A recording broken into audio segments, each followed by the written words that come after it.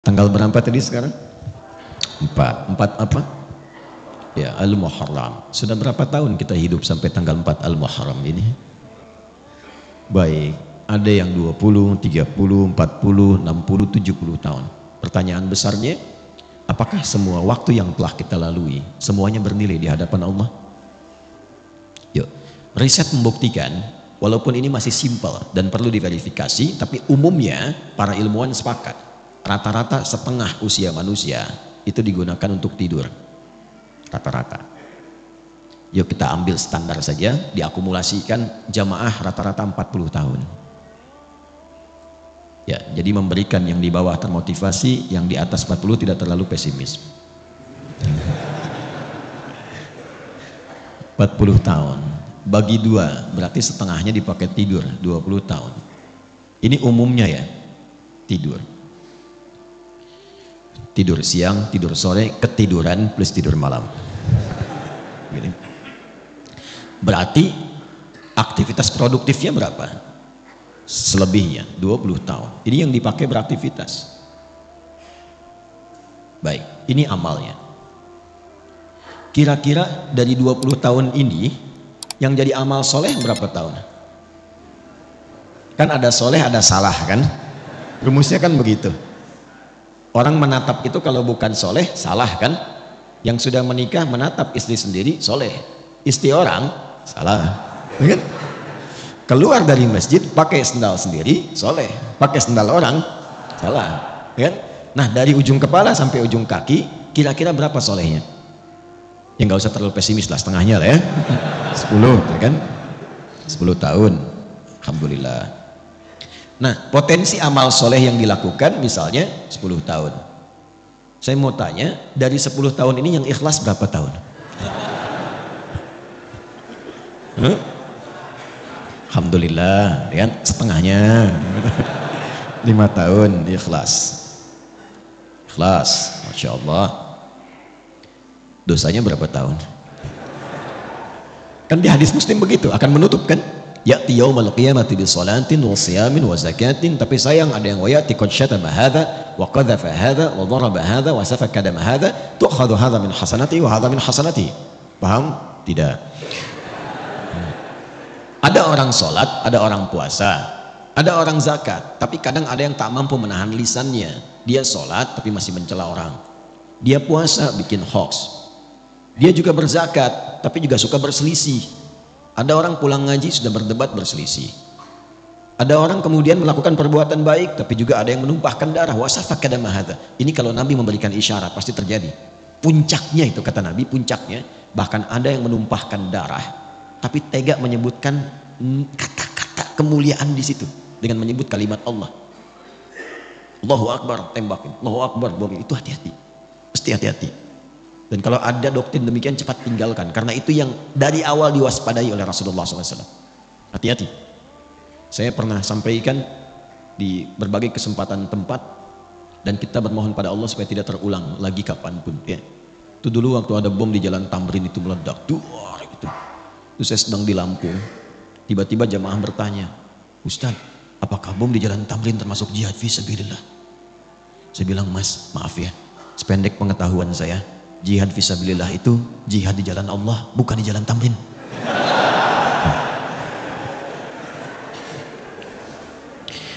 Ya, jadi kalau kita mengukur-ukur kesalahan, rasanya hidup itu pesimis. Kalau kalkulasinya manusia. Tapi kalau kita kembalikan pada hukum Allah, makanya kalau rajin ngaji itu hidupnya cerah. Alhamdulillah di situ ada taubat. Kebayang nggak orang sudah bunuh 99, dia genapkan jadi 100. Tetapi kemudian dia taubat, cuman menempuh perjalanan ke majelis ilmu supaya mendapat bimbingan seorang syekh untuk taubat. Di jalan dia istighfar, di jalan dia istighfar, tiba-tiba di tengah-tengah cuman jarak lebih sejengkal dia meninggal. Itu diterima taubatnya oleh Allah. Ketika diterima dihapuskan dosanya, sejengkalnya ini amal barunya. Sejengkal itu yang mengantarkan dia ke dalam surga. Itulah yang menurunkan beberapa ayat dan hadis-hadis Nabi Muhammad SAW. Ayatnya di Al-Quran semisal An-Nisa ayat ke-100, hadisnya banyak yang viral. Imam An-Nawawi sampai memasukkan bagian dari itu dalam hadis yang keempat di Al-Arba'in An-Nawawiyah. Masih ingat kan? Seakan-akan ada orang kayak divonis mau masuk neraka, tinggal sejengkal, sehasta ke neraka itu. ternyata dia melakukan amalan yang diridhai oleh Allah dan memasukkan itu ke surga. Masih ingat? Itu kalau punya visi hidup. Kalau nggak punya, terancam juga. Maka kembalikanlah ke Al-Quran, bagaimana kita menata yang akan dikerjakan dan menutup yang telah dilakukan yang salah-salah, mengambil bekal sisa dari yang soleh untuk menatap ke depan. Inilah yang akan kita bahas setiap berganti tahun dengan mengacu kepada Al-Quran surah ke-9 di ayat 36. Dan ini harus dilakukan setidaknya setiap tahun berganti, walaupun idealnya setiap hari. Setiap hari. Tapi kita tarik dulu dengan berganti tahun, ini kita akan arahkan. Yuk menyusun kurikulum hidup dalam setiap pergantian tahun baru. A'udzubillahi minasyaitonirrajim. Bismillahirrahmanirrahim. Kita mulai.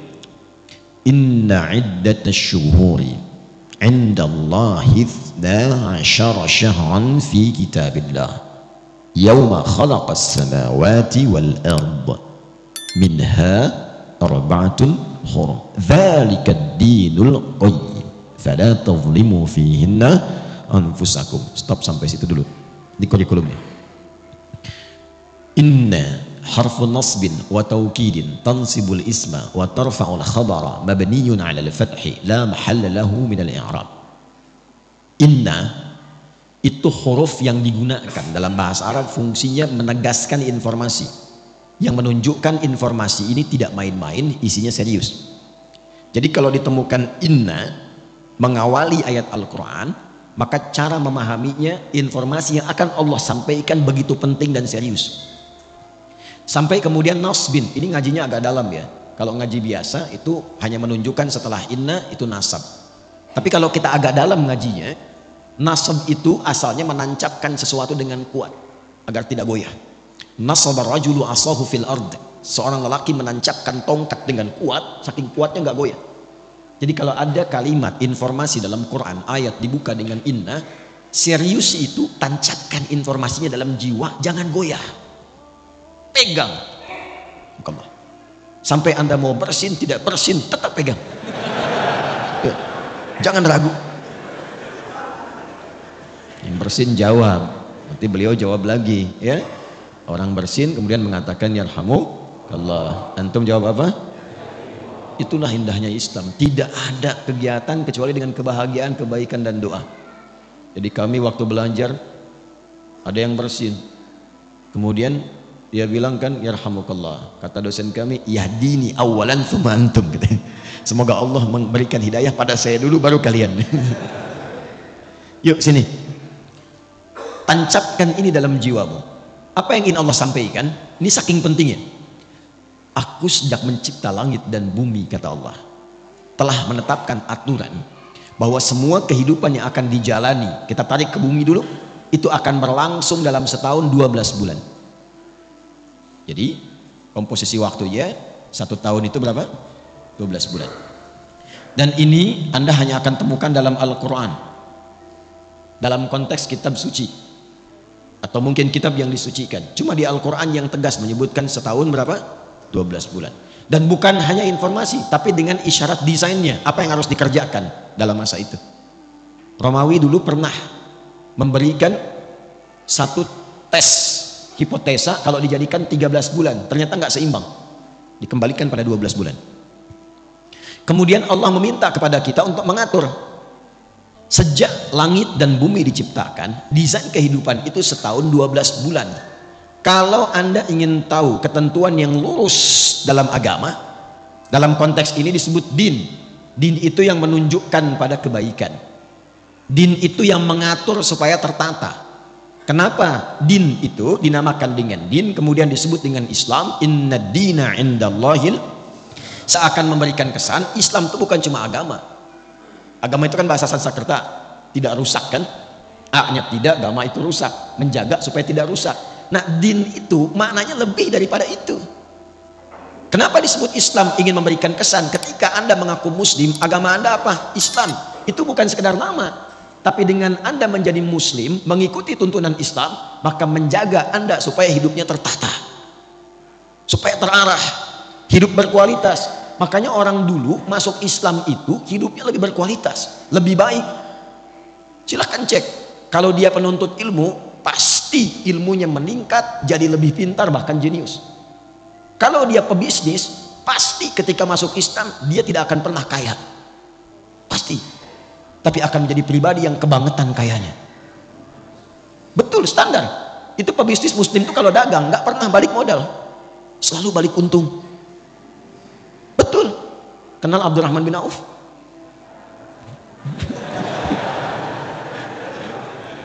Saya nggak akan tanya kenal di mana. Saya itu riset ilmiah, ini dipertanggungjawabkan dan disidang oleh profesor-profesor di satu kampus.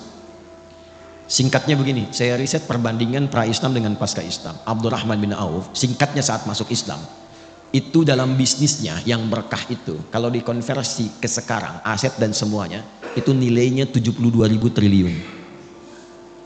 Elon Musk belum ada apa-apa. Dan baru turun kemarin jadi 2.800-an. Jeff Bezos 1.800-an triliun. Itu belum ada apa-apanya, baru kaya. Abdurrahman bin Auf itu kebangetan kayanya. Kebangetan. Kapaknya terbuat dari emas, tapi masuk surga juga. Ya, daripada miskin gak jelas kan? Ya. Luar biasa. Jadi semua orang tuh jadi orang hebat. Terus yang tadinya itu angkuh jadi orang yang tegas, yang sombong jadi tawadu. Semua berubah. Itulah muslim. Jadi kalau hari ini ada yang mengaku orang Islam, kok bisa kata-katanya menjadi kotor, kakinya melangkah pada yang tidak baik, masa depan tidak tertata, nggak tahu kegiatan apa yang mau dikerjakan, berarti ada yang belum sempurna dalam keislamannya. Nah, ini yang menjadikan kita diminta oleh Al-Quran, coba tata supaya lurus. Dzalika dinul qayyim. Qayyim itu kan lurus, tegak, berkualitas, benar. Sifatnya disebut dengan qiyam. Orangnya qaim, yaqum. Setiap mau sholat kita akan ada iqamah kan, aqama yuqimu, supaya sholatnya benar, lurus, tertata, safnya lurus. Itulah muslim. Itulah muslim. Nah, singkatnya di ayat ini, gambaran cepatnya orang Islam itu mesti punya planning, konsep kegiatan yang jelas dalam mengatur waktunya. Setidaknya dia punya program dalam setahun itu 12 bulan apa yang mau dikerjakan. Nanti akan ditarik ke harian, makanya nanti akan dibagi ke dalam konsepsi waktu sholat itu setiap harinya, tapi targetnya tahunan. Jadi Anda ini dalam setahun punya rencana apa? Kalau mau ditarik ke dunia dulu misalnya, ya coba dalam konteks Anda nih yang belajar mahasiswa, dalam setahun ini apa yang mau dicapai? Kenapa yang dipilih kampusnya itu? Mau jadi apa ke depannya? Petakan, turunkan, dibagi ke dalam 3 bagian minimal. Makanya minha arbaatun hurum, 12 dibagi 4 berapa? 3. Jatuhnya per trimester, 3 bulan, 3 bulan, 3 bulan, bagi 4 bagian, dievaluasi. Sudah tercapai belum? Tercapai belum? Apa yang harus dilengkapi? Apa yang harus dikurangkan? Target IPK berapa? Itu turunkan. Bisnis demikian, dalam setahun evaluasinya bagaimana? Itu standarnya, itu paling rendah, paling standar. Nah, semakin tinggi lagi imannya, maka dia melampaui batas-batas dunia. Itu targetnya langsung akhirat. Targetnya langsung apa? Akhirat. Di cara menyusunnya begini, mohon izin saya tidak bermaksud mengajari, hanya menuangkan apa yang Al-Quran berikan petunjuk kepada kita. Jadi kalau seorang muslim itu semakin tinggi imannya, semakin kuat imannya, semakin banyak amal solehnya, itu orientasi hidupnya, dia memasang target akhirat dulu, baru tarik ke dunianya. Itu ada di Quran surah 59 ayat 18. Ya ayyuhalladzina amanu taqullaha wal tanzur nafsum ma qaddamat lighad. Ghad di situ akhirat. Ghad di situ maksudnya akhirat. Ya, saya terangkan dengan ilmu nahwu dulu supaya cepat ya. Ya itu huruf panggilan, disebutkan setidaknya 361 kali dalam Al-Quran. Itu memanggil yang mendekat, yang menengah dan jauh. Semua jarak, semua aspek. Jadi kalau Anda pergi ke Mekah, umrah atau haji, yang belum mudah-mudahan disegerakan, ya, insya Allah. Dan tidak cukup dengan amin, nabung. Ya. Anda ada kesulitan, pengen dimintai bantuan, bilang aja, ya, nengok semua tuh. Yang dekat, yang menengah, yang jauh. Ayyuha disebutkan 150 kali dalam Al-Quran. Ayyunya munada untuk menguatkan informasi, haknya mengingatkan tanbih. Kemudian alladzina disebutkan 1080 kali dalam Al-Quran, itu untuk memanggil semua tanpa kecuali, tanpa sekat. Mau laki-laki, perempuan, tua, muda, besar, kecil, melintasi status. Jadi Allah menginginkan semua hambanya tanpa kecuali, yang punya jabatan, yang belum punya jabatan, yang disebut kaya, yang disebut cukup, yang disebut ustadz atau jamaah, Allah nggak bedakan. Sepanjang engkau beriman, kata Allah, mesti punya visi hidup. Dan sepanjang engkau beriman, mesti ingat akhirat tempat pulang. Karena setiap kita pasti akan pulang. Setiap kita pulang, gak ada yang gak pulang. Karena hidup kita itu bukan di sini itu tugas. Pulangnya ke sini. Walal akhiratu khairul laka minal ula. Nanti ke sini. Ini bukan tempat kita di sini. Sadari itu, kita terus sedang bertugas. Fil ardi itu membawa misi, pulangnya akhirat.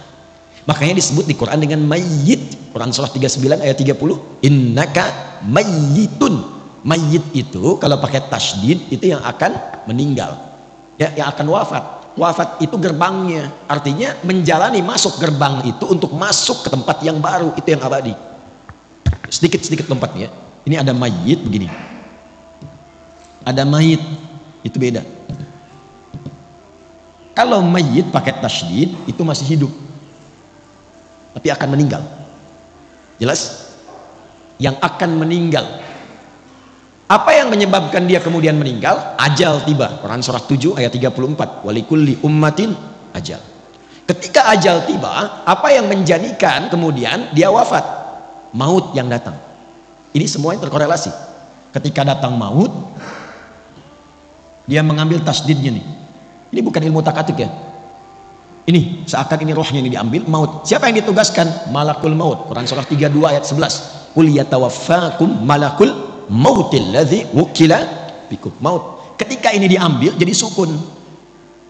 Nah, kalau sudah mayitun, meninggal. Kenapa pakai sukun? Sukun itu dari kata sakinah. Sakinah itu tenang. Usahakan kalau meninggal itu usahakan yang tenang, yang nyaman, yang husnul khatimah. Ya ayyatuhan nafsul mutmainnah, hei jiwa-jiwa yang tenang. Ya, makanya dulu orang Jepang saja waktu bikin film kartun itu dan ditulis dalam tadinya komik ya, Susuke Watanabe itu 96 pernah membuat komik namanya Dragon Ball itu, yang kemudian difilmkan. Itu kalau Piccolo di Kamehameha sama Son Goku kemudian mati, di atasnya ada bulatan kan? Pernah inget gak? Saya nggak suka film, nggak suka nonton, cuman saya suka riset kenapa begini, kenapa begitu. Bayangkan orang belum beriman saja sudah sadar kalau mati itu ada bulatan di atasnya tuh, sukun.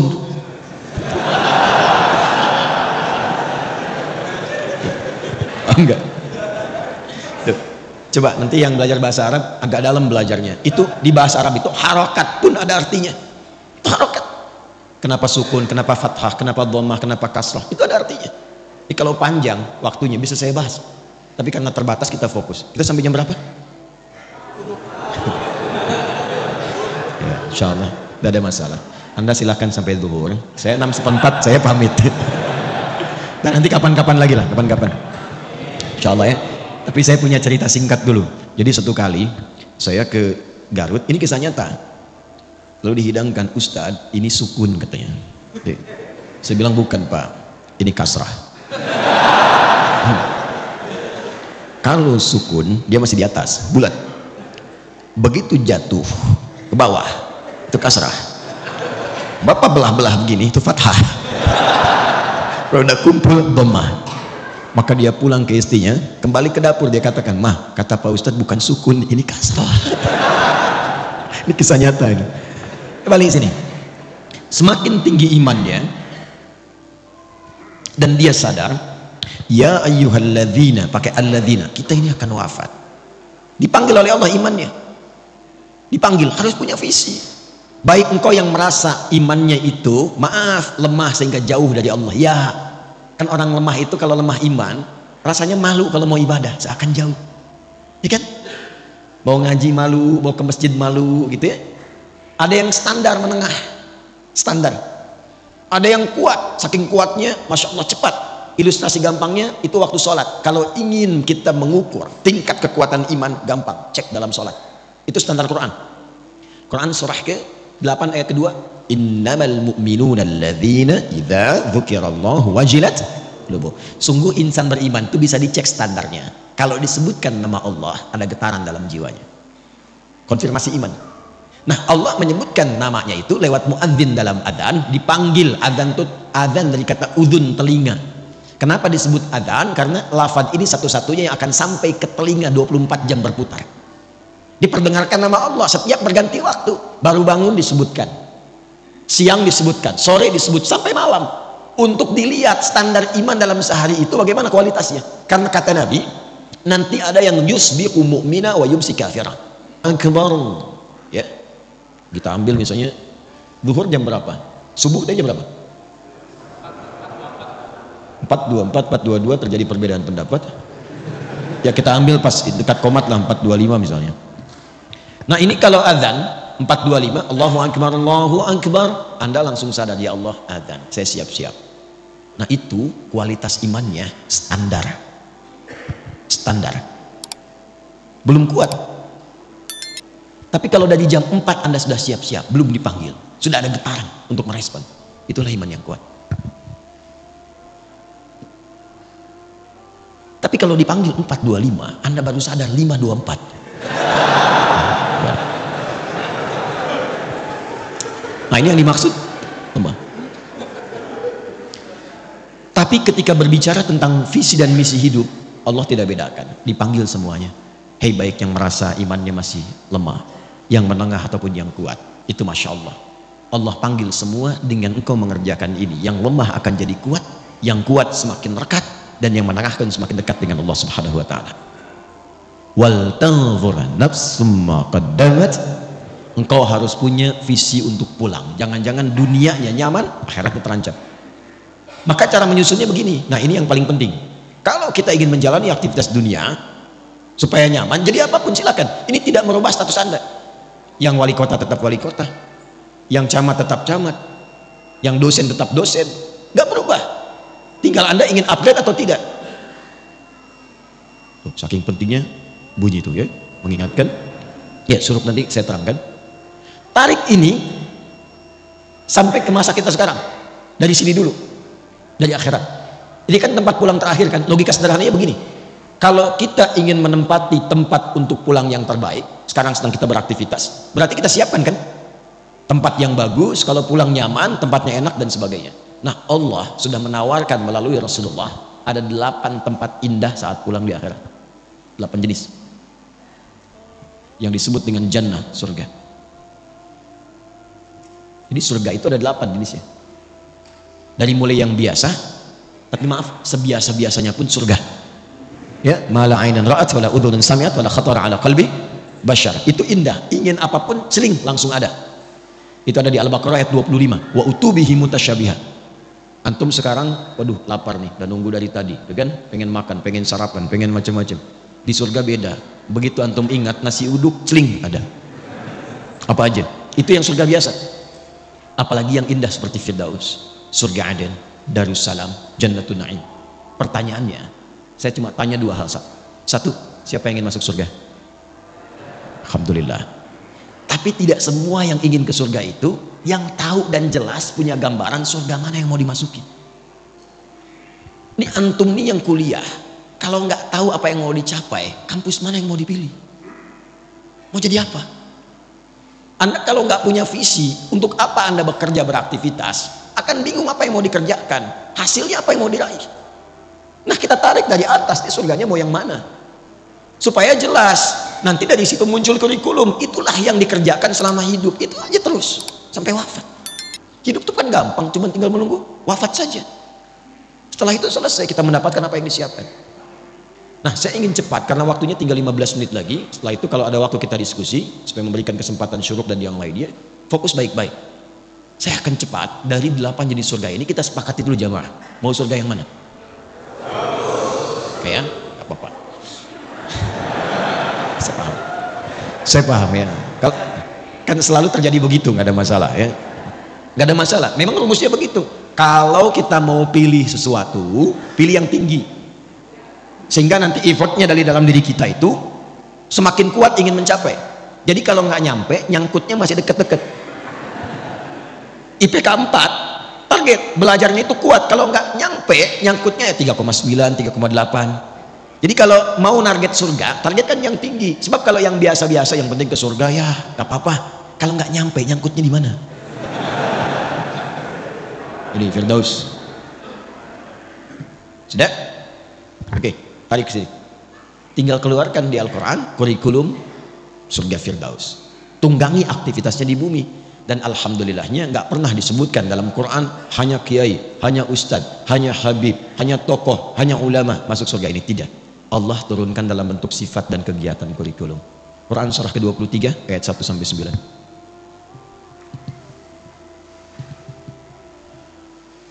Qad aflahal mu'minun alladzina hum fi salatihim, terus sampai Anda dapatkan, perhatikan, ulaika humul warithun alladzina yarithuna al-firdausa hum fiha, dan itu pakai alladzina. Semua berpeluang masuk ke surga situ. Bahasa bebasnya begini, ada calon penghuni surga Firdaus yang sedang beraktivitas dan berpetualang di bumi. Siapa mereka itu? Diturunkan sifat kurikulumnya. Satu, yang sholatnya khusyuk. Sholat khusyuk. Jadi bukan sekedar sholat. Surga biasa, yang penting sholat. Yang penting sholat. Surga Firdaus, sholatnya dinaikkan kualitasnya khusyuk. Anda bisa menjadi pejabat, silahkan. Presiden, gubernur, bupati, wali kota, camat, lurah, RW, RT, dan sebagainya, silahkan. Tapi kalau pengen ke Firdaus, Anda mesti sholat. Ke surga Firdaus itu ditentukan bukan dengan jabatan dunia, tapi dengan kualifikasi ini. Dan sholatnya mesti khusyuk. Jelas di sini? Kemudian walladzina hum 'anil lagwi mu'ridun, menata diri supaya bermanfaat. Yang tidak penting tidak dilakukan. Bicara yang penting, yang nggak penting diam. Lihat yang penting-penting, yang nggak penting nggak harus dilihat. Dengar yang penting-penting, yang tidak penting tidak harus didengar. Sampai ke ujung kaki. Nah, kalau sudah paham ini, tunggangi menjadi sifat kegiatan. Kalau sudah kita tunggangi sampai wafat, sabar sampai meninggal, insya Allah ini siap. Walladzina hum lizzakati fa'ilun, dia pun bekerja itu untuk mewujudkan targetnya ini ke Firdaus. Jadi dia berusaha itu untuk mendapatkan harta, capaiannya bukan kaya. Makanya komen Nabi, dan ingat ya, kalau Nabi sudah komen itu, kita umatnya langsung like, share, and subscribe. Gak usah ditawar. Komen Nabi sederhana. Kata Nabi itu gini, kama qala, kaya itu biasa bagi umatku. Jadi Nabi memandangnya biasa. Karena sifat dunia itu ya kecil sekali gitu. Biasa. Yang Nabi khawatirkan itu adalah umat yang tak mampu memanage kekayaannya. Nah, calon penghuni surga Firdaus ini, dia pun kalau berbisnis, berdagang, berusaha untuk kaya, bukan sekedar kaya, kayanya itu untuk beramal, lizakat, minimal untuk zakat. Ini. Jadi bukan untuk memenuhi dunianya. Dan ketika Anda mengejar akhirat, dunia pasti ikut. Demi Allah saya katakan, Anda kejar akhirat, dunia pasti ikut. Nggak ada ceritanya orang mengejar akhirat kehilangan dunia, itu nggak ada. Dan itu akan sesuai porsinya dengan kebutuhannya. Saya tanya Anda, zakat itu berapa persen? 2,5%. Itu yang standar ya, standar pokok 2,5%. Ya Allah, hamba sudah berusaha sholat semaksimal sampai hidup saat ini. Hamba ingin menaati-Mu ya Allah, berikan kesempatan untuk bisa berzakat selama hidup. Hamba tidak minta banyak ya Allah, hamba ingin surga Firdaus, setidaknya berikan kesempatan 25 juta aja bisa zakat. 25 juta aja bisa zakat. Zakat 25 juta. Tapi kan Allah kasihnya 1 miliar. 2,5% dari 1 miliar berapa? 25 juta kan? Jadi ketika Anda minta 25 juta untuk zakat, Allah kasih 975 juta lebihnya. Itu konsep dasarnya. Jadi kalau Anda niatkan yang bisnis, yang kerja untuk menaati Allah, untuk ibadah, mengikuti pedoman Rasulullah, dunia ikut. Nanti lebihnya tinggal dibagi untuk keluarga yang dekat, keluarga menengah, keluarga jauh. Disinilah muncul skema infak namanya. Diatur kebutuhan Anda berapa, lebihnya itu untuk beramal. Makanya kita pandai-pandai melihat Allah titipkan apa kepada kita. Cuma 4 pilihannya. 1 ilmu, 2 harta, 3 kedudukan, 4 tenaga. Dan keempat-empat ini contohnya sudah ada pada kepribadian para sahabat ketika belajar dengan Nabi. Dan Nabi mengakumulasi semuanya. Jadi ketika Anda dititipkan pengetahuan, ilmu, mau jadi apapun, maaf, ustadz, dosen, macam-macam. Nah, pertanggungjawaban pertamanya itu pertanyaannya bukan seberapa besar gelar Anda, berapa banyak ilmu itu yang telah mengenalkan Anda dengan Allah. Kan jelas, itu setiap bangun loh standar. Jadi kalau kita bangun tidur, itu langsung ditanya ya pada diri kita melalui hadis Nabi. Sampai bangun itu sudah seberapa dekat dengan Allah? Ingat Allah enggak?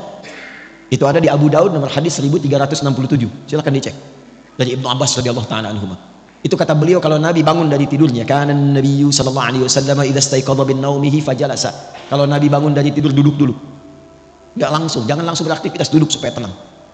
Wa masaha bi yadihi min athari naumihi. Kemudian menghilangkan bekas ngantuknya dengan tangan yang bersih ya. Karena nanti ada hadis lain kalau menduga tangannya kotor cuci dulu. Karena engkau tidak tahu kemana tangan itu berkelana saat tidur. Setelah sadar baru baca. Apa yang dibaca? Sebelum doa itu ada bacaan dulu, wa qara'a khawatim surah Ali Imran, dan membaca 11 ayat terakhir surah Ali Imran. Surah itu kurikulum hidup yang menyadarkan jangan sampai bangun dan beraktivitas Anda tidak kenal Allah. Apapun profesinya. Inna fi khalqis samawati wal ardi wa ikhtilafil laili wan nahari la ayatin liulil.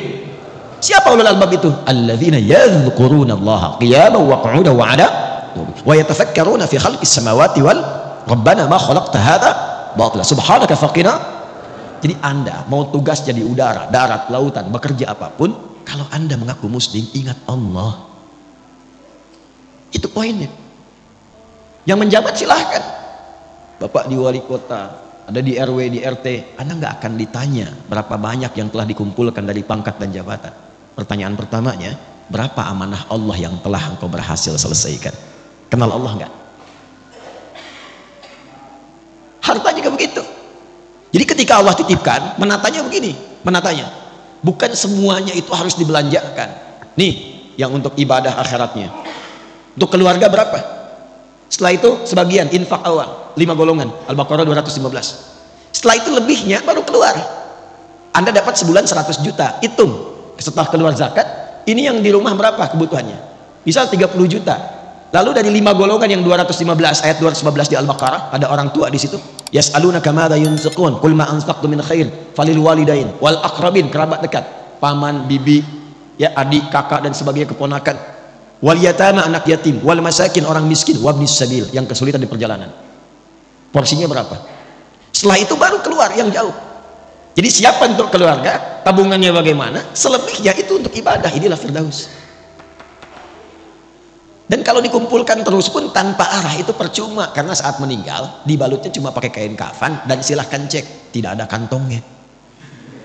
Silahkan cek kalau nggak percaya. Jadi polanya seperti ini. Kalau ini sudah paham dan menjaga kehormatan, walladzina hum li furujihim hafidun. Ini aja sifatnya. Ada 5 sifat, silahkan nanti cek ayatnya. 5 ini turunkan, ikuti selama hidup. Dan jadi apapun. Dan sahabat itu nggak keluar dari yang 4 yang tadi kita pilih. Silahkan. Dari sekarang tetapkan mau berjuangnya lewat harta seperti Abdurrahman bin Auf, Utsman bin Affan radhiyallahu taala anhuma. Mau dengan ilmu seperti Ali bin Abi Thalib, Abu Hurairah, Salman Al-Farisi radhiyallahu taala anhum jami'ah. Mau dengan kedudukan seperti Amr bin As, silahkan radhiyallahu taala anhu. Atau mau dengan tenaga saja seperti Bilal bin Rabah. Kalau sudah paham, hidupnya enak. Bilal itu azan, Allahu Akbar, Allahu Akbar. Nabi komen. Begitu selesai kata Nabi, aku mendengar suara terumpah Bilal itu di surga. Bilal langsung menyimpulkan, azan aja saya udah ke surga. Apain saya capek kayak Utsman gitu. Karena jelas orientasi hidupnya. Sehat juga, makan juga, cukup, dan tidak akan iri dengan ilmunya Ali. Tidak akan iri dengan kayanya Utsman. Dan gak akan flexing. Itu Bilal biasa saja. Bilal itu sepeninggal Nabi itu dicari oleh orang-orang untuk diangkat jadi hakim agung dengan gaji yang sangat tinggi. Tapi Bilal menolak untuk mempertahankan kalimat Nabi yang telah beliau pegang gitu. Karena orientasinya jelas. Saya tanya antum ya. Antum pilih mana? Subuh di Masjid Ar-Raya atau diajak olahraga dikasih hadiah 10 juta?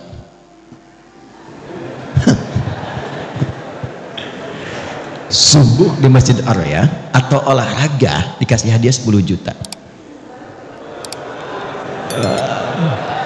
Maaf, pilihan cuma 2, nggak ada yang ketiga. Itu memang nggak mudah. Tapi kalau kita paham orientasi hidup, bukankah 2 rakaat sunnahnya saja sudah lebih daripada dunia dan seisinya? Itu kalau punya orientasi. Kalau nggak jelas, nggak punya pedoman, susah memilihnya. Itu yang menyebabkan ada orang cuman menjadi penjaga toko kok bisa meninggalkan Jumat, bisa nggak sholat, apa yang mau dicari, dan meninggal juga. Itu yang menyebabkan kita mesti jelas orientasi. Nah, oleh karena itu orang Islam itu kalau disebut muslim, dia dari bangun tidur, baru bangun tidur itu dia sudah punya rencana. Nih saya petakan dengan cepat ya. Kita bangun tidur baca doanya bagaimana? Alhamdulillahilladzi ahyana ba'dama amatana wa ilaihin. Baik, hadisnya riwayat Mu'adz bin Jabal dan Jundub bin Junadah. Di Al-Bukhari kita temukan. Fokus. Tapi tidak semua yang baca itu paham maksudnya. Alhamdulillahilladzi ahyana. Ya Allah, terima kasih. Segenap ucapan syukur hamba ucapkan syukur kepadamu yang telah memberi kesempatan hidup sampai detik ini, dan diberikan kesempatan hidup ba'dama amatana, setelah tadi diwafatkan sementara. Tapi kalau bahasa bebasnya begini, kalau kita ngaji tahu isinya, itu bahasanya begini: ya Allah, bila pun ajal hamba tiba saat tidur tadi, bisa engkau langsung wafatkan, tapi engkau memberikan kesempatan hamba hidup kembali sampai ajal tiba. Wa ilaihin nusyur, maka hamba berjanji tidak akan menyia-nyiakan kesempatan hidup sekarang. Hamba akan cari bekal untuk pulang menghadap kepadamu. Itu kalimatnya. Karena itulah ketika bangun dipanggillah oleh Allah. Dalam sholat pertama kita menghadap. Kenapa menghadap? Kita minta bimbingan taufik dari Allah supaya nggak salah langkah. Maka disebutlah kemudian sholatnya dengan subuh. Sifatnya disebut dengan fajar. Apa itu subuh? Dari kata asbah. Asbah itu sesuatu yang siap dengan rencana. Wasubhi idza tanaffas. Quran surah At-Takwir ayat ke-18. Wasubhi idza tanaffas. Dan demi waktu subuh kalau sudah tiba, kita mesti punya rencana yang jelas berdasarkan nafas yang kita lalui. Makanya matahari pun mulai memancar, tumbuhan mengeluarkan oksigen, semua manfaat. Orang Arab kalau ditanya kaifa asbahtum, maksudnya apa kabar anda hari ini dan punya rencana apa. Jadi jangan sampai ada orang Islam bangun dari tidur, dia nggak jelas jam 7 apa yang mau dia lakukan, jam 8 apa yang mau dia kerjakan, jam 9 akan ada di mana, zuhur anda mau sholat di mana, berapa ayat yang sekarang akan dibaca hari ini, berapa infak yang mau dikeluarkan hari ini. Katanya pengen firdaus, baca Quran aja nggak sempat. Apa yang mau disiapkan? Nah, itu yang mesti dilakukan. Sehingga sholat yang kedua disebut dengan zuhur. Zuhur itu izhar, terang, jelas. Udah jelas belum hasilnya dari subuh sampai siang ini dengan rencana tadi? Kalau belum jelas, hati-hati, nanti rugi. Muncul waktu asar. Asar kan identik dengan kerugian. Wal asr innal insana lafi khusr. Kalau nggak disiapkan dengan rencana amal soleh, nggak sabar menjalaninya, bisa rugi. Karena tahu-tahu maghrib aja. Dan isya. Ada isya, ada asya. Asya itu sibuk beraktivitas. Kalau jatuh jadi kasrah, selesai aktivitas dan selesai tertidur. Kita tidak tahu apakah malam itu yang mengantarkan kita pada gerbang kehidupan akhirat. Nah, ini setiap hari itu tertata. Nanti dari situ dibuat kepakanan. Makanya tawaf 7 kali. Ini bukan utak-atik, ini nyambung semua nasabnya dan terkorelasi. Setelah itu bulanan.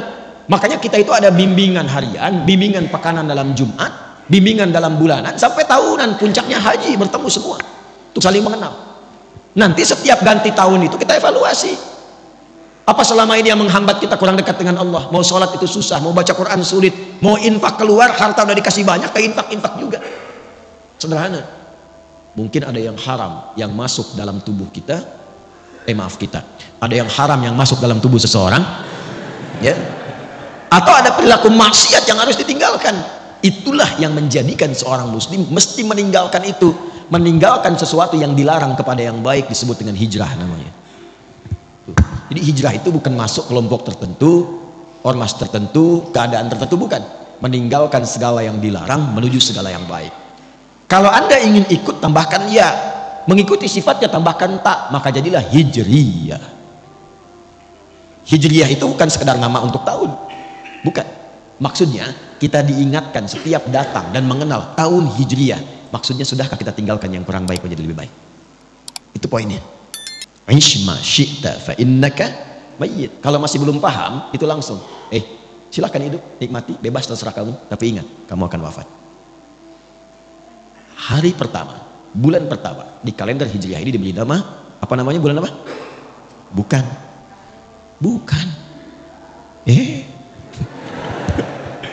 Saya tanya apa Muharram? Bukan,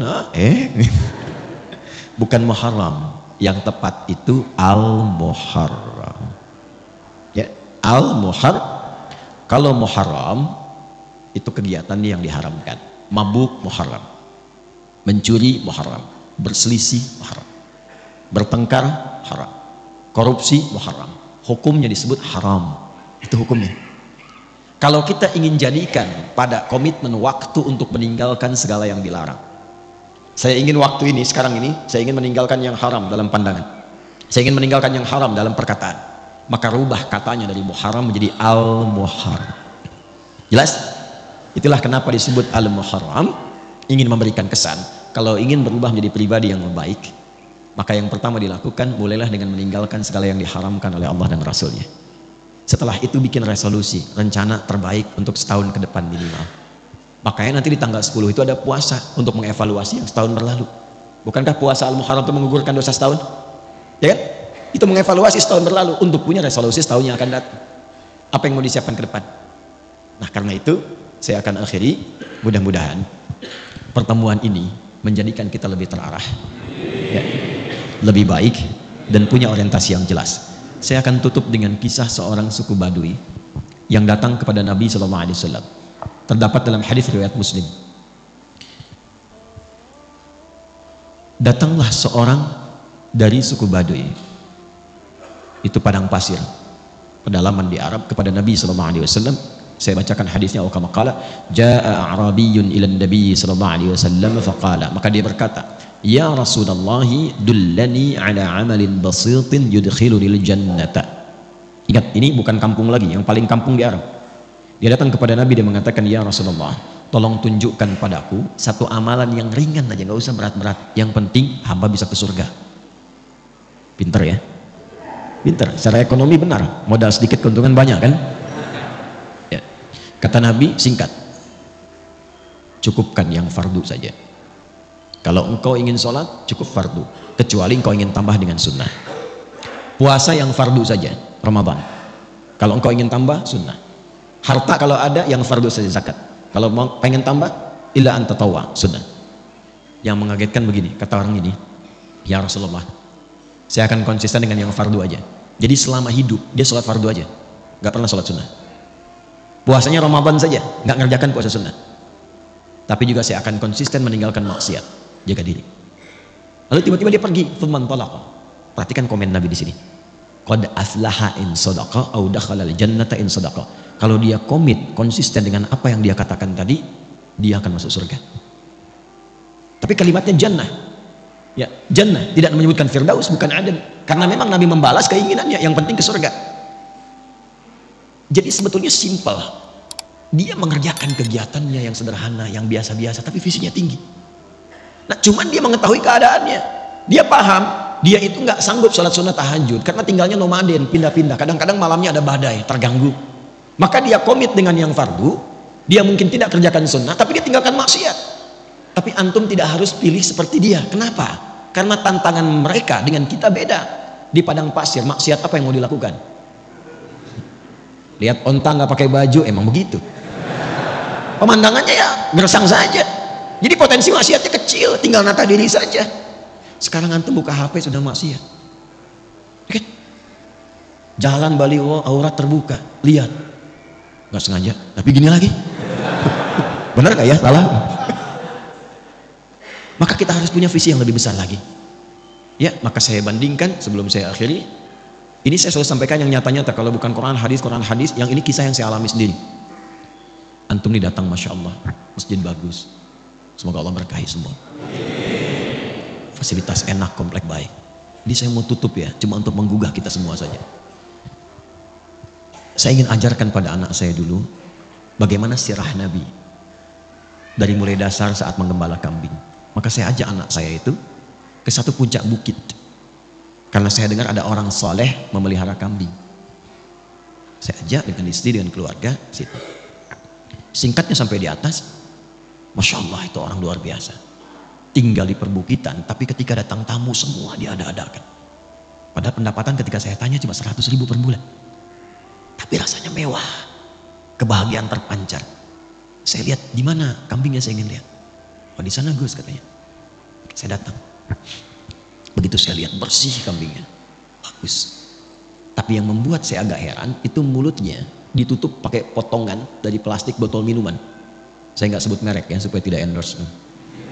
Jadi kalau ada begini dipotong tapi yang agak besaran tuh, ditutup mulutnya. Itu saya tanya tegas sekali, ini kenapa kambingnya? Kok ditutup, sakit? Perhatikan jawabannya. Bukan Gus, katanya. Ini kambing baru datang di tempat saya beli. Saat saya mulai beli itu, aukamakala, saya tutup mulutnya pakai bagian dari botol itu supaya saya jaga di jalan sampai ke sini dia tidak memakan yang bukan haknya. Itu saya diam. Berapa detik saya menangis. Anda lebih berhak mendapatkan rahmat Allah. Saya mengajar sekian hadis, mendatangi pengajian hanya untuk menerangkan hadis ini. Anda bahkan mempraktekannya pada hewan yang Anda gembalakan. Jadi bayangkan, orang yang dianggap biasa, mungkin hartanya sedikit, yang jarang ngaji ke tempat yang mewah-mewah begini, mulut kambingnya aja ditutup. Kenapa Anda yang sudah Allah berikan fasilitas luar biasa, ngajinya enak, keadaannya nyaman, fasilitas mewah, hanya untuk menjaga lisan saja, kadang-kadang kita tidak mampu. Bertakwalah kepada Allah karena kita akan meninggal. Wafatlah dalam kebaikan. Tibalah seorang yang sangat luar biasa, istrinya juga luar biasa, anaknya luar biasa, kerjanya biasa, sederhana. Tapi ketika dikunjungi dia mengatakan istrinya, Abi alhamdulillah kalau pulang bawa rezeki banyak sekali. Setelah saya cek 500.000 sebulan. Apa yang dikerjakan suaminya? Kerja serabutan sana sini. Tapi kalau datang tamu semua ada. Tanpa Anda sadari, istrinya hafal Quran 7 riwayat. Suaminya hafal Quran, anaknya hafal Quran. Keluarga itu ahli Quran yang menikmati hidupnya hanya untuk menunggu jumpaannya dengan Allah Subhanahu wa taala. Sifat apapun bisa kita kerjakan, tapi pilihan bisa kita pilih untuk menentukan bagaimana akhir kehidupan kita.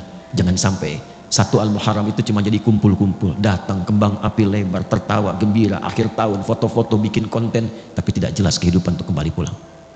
Semoga Allah memuliakan kita, ya, memaafkan kita, mengampuni dosa-dosa kita. Saya meminta maaf karena ada satu di antara jamaah yang tinggal di Bekasi, ibunya pun orang saleh, insya Allah baik, meninggal dunia dan dimakamkan di Batu. Saya sudah berjanji dari sini saya akan ke Batu untuk menziarahi dan mendoakan dan langsung ke bandara. Jadi kita akhiri dengan bermohon berdoa pada Allah Subhanahu wa taala. Mudah-mudahan doa kita dikabulkan dalam kebaikan. Allahumma taqabbal minna innaka antas sami'ul alim wa tub 'alaina innaka antat tawwabur rahim. Salli wa sallim ala habibikal karim rasulikal mustafa al-amin nabiyina Muhammadin wa ala alihi wa sahbihi ajma'in. Rabbana la tada' lana fi maqamina hadha wa fi kulli maqamin dhanban illa ghafartah. Ya Allah, jika ada pendosa hadir dalam majlis ini, jangan biarkan dia pulang kecuali Engkau ampuni seluruh dosa-dosanya. Wala hamman illa farajtah, jika ada yang sedang merasakan kegelisahan dalam hatinya, jangan biarkan dia pulang kecuali Engkau tenangkan keadaan jiwanya. Allahumma wala dainan illa qadaitah, jika ada di antara kami yang diuji dengan utang piutang, limpahkan rizki kepadanya untuk melunasi utang-utangnya. Allahumma wala asiran illa yassartah, ya Allah, Engkau Maha mengetahui. Boleh jadi di antara hamba-Mu ada yang datang membawa kesulitan di rumah tangganya, di pekerjaannya, kehidupan sosialnya. Dengan keikhlasan amalannya di hari ini, hilangkan dan angkat seluruh kesulitan-kesulitannya. Allahumma hafadh ya Allah biladana Indonesia waj'alna baldatan thayyibatan tardaha. Ya Allah, mohon jaga negeri kami Indonesia, anugerahkan kemakmuran, kesejahteraan yang Engkau ridai dan jauhkan dari keburukan yang tidak Engkau ridai. Allahumma hafadh hadhil baldah ya Allah, Malang ya arhamar rahimin, hifdzan mubaraka. Ya Allah, mohon jaga kota ini, kota Malang, dengan keberkahan, dengan kebaikan. Barik ya Allah subhanahu. Ya Allah, berkahi penduduknya, satukan mereka dalam kebaikan, jauhkan dari perpecahan. Allahumma hdi ya Allah zumala'ana aqriba'ana jiwarana ya Allah ghairil muslimin yahtadu ilal Islam. Ya Allah, kami menyayangi tetangga kami, kerabat kami, teman kami. Jika di antara mereka ada yang belum mendapatkan hidayah, tanamkan hidayah kepada mereka untuk berislam. Ya Allah, Allah maltaf ya Allah qulubal 'asri yatubu ilaika taubatan nasuha. Ya Allah, berikan hidayah, lembutkan hati orang para pelaku maksiat untuk bertobat sebelum mereka wafat kembali kepadamu. Allahumma hafadh ulama'ana waj'alhum mukhlashina lakad-din. Ya Allah, mohon jaga para ulama kami, ikhlaskan dakwah mereka, satukan hati mereka, jauhkan mereka dari perpecahan. Ya Allah, berikan kemampuan untuk mengajar dengan baik, mengacu pada Al-Quran dan Sunnah Rasulullah sallallahu alaihi wasallam. Allahumma rabbana atina fid dunya hasanah wa fil akhirati hasanah wa qina adzabannar.